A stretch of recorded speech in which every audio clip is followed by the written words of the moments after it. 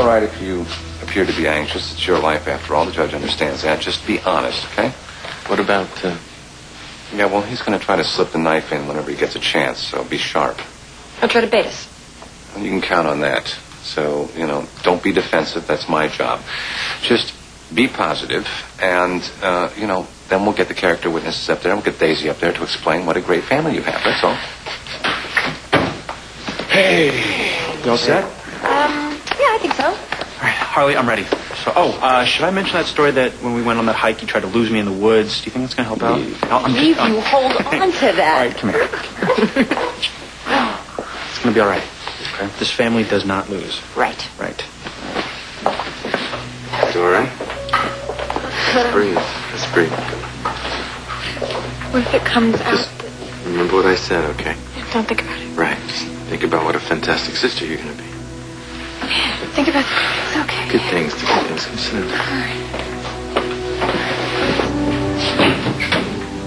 Good day, everyone. I'd like to remind you all, this is not a trial. We are here to determine the best interests of a child.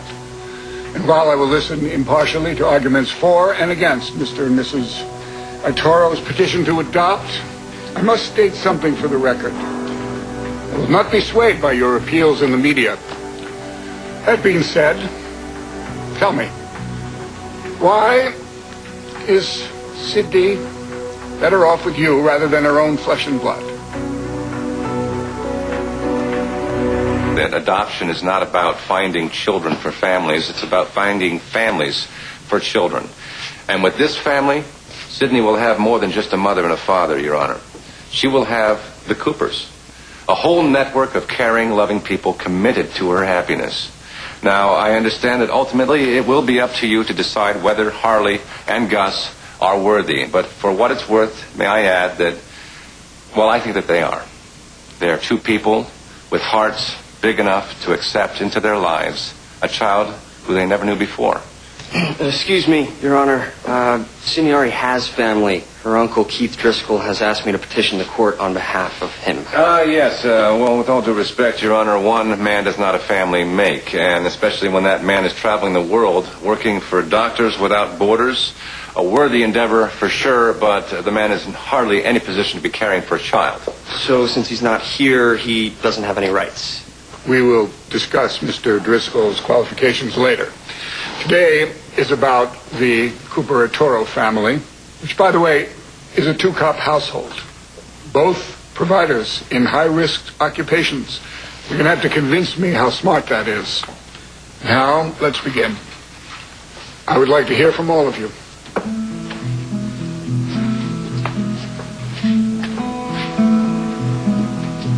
Your Honor, we are a big family. We love big, and we fight big. We cry big and laugh big. We have big Thanksgivings, and we have big Christmases. Yeah, we're messy, and we're loud, and we're sentimental. And sometimes we can drive each other absolutely crazy.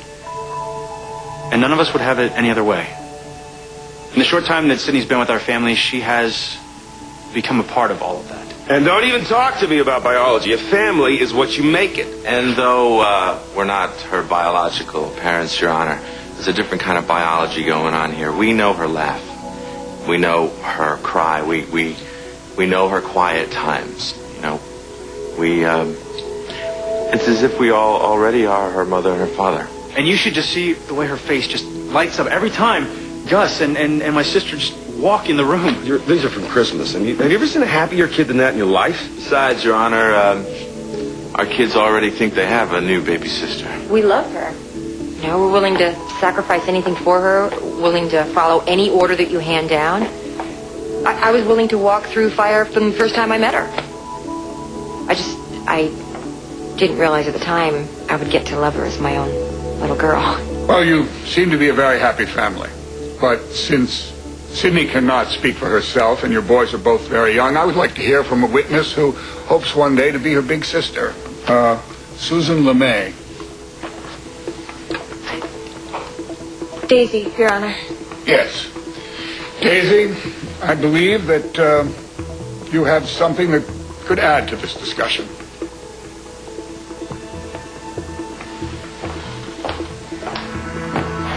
Mr. Toro is not your father, correct? No, Your Honor. My birth father, he lives out in Minnesota, and my adoptive father, he died years ago. So. Then your mother raised you. Your Honor, if I may. I was very young when I had Daisy, and too young. I wanted her to have a good home, so I gave her up for adoption. Just like Sydney's parents walked out on her.